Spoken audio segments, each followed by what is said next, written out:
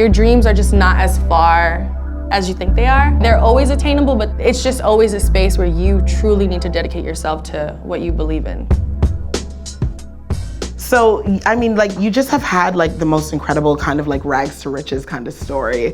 And what was the moment where you knew that you could actually manage being a photographer full time? I truly feel like when I quit my job, I was like, okay, I can do this. And I don't know, I don't think anything fuels me more than like the competitive nature I have with myself. Like, if I give myself a goal, like even if I'm not good at something, I want to do it. I was just like, this has to work. Because I didn't finish school, because I just was in a space where I didn't know what I wanted to do at the time, I was like, this is the only thing I've ever done that I truly love and can see myself doing forever. Let's talk about like photographers that inspire your work. I am really, really inspired by like other photographers I'm friends with.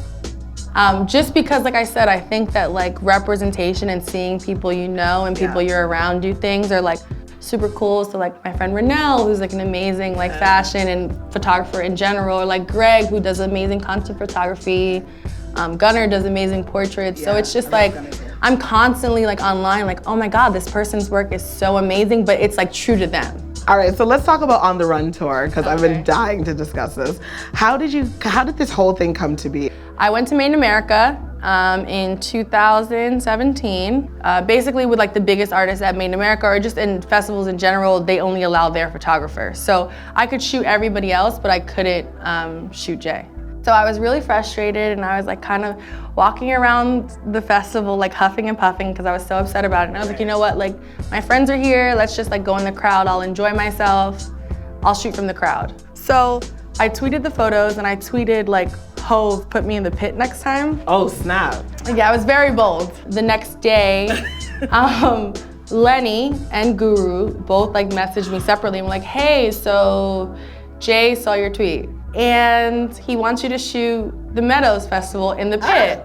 I was like, okay, this is crazy. Like, this is crazy. Like, there's nothing else that can be crazier than this. I was dumb for even thinking that. Jana calls me, she's like, hey, do you want to shoot the New York show? I'm like, sure. So I shoot the New York show, and then she calls me the next day, and she's like, hey, so he wants you to come on tour. And I'm like, okay, like when? And she's like, tomorrow. I mean, it was just so insane to me that I was on tour with Jay-Z. I just couldn't even imagine. This was the same person like 4 months ago that was like, can you put me in the pit? I think it's really great that you're opinionated enough, but you're strong and level-headed enough to have the discernment to know like what you like, and that also not everything has to look one way.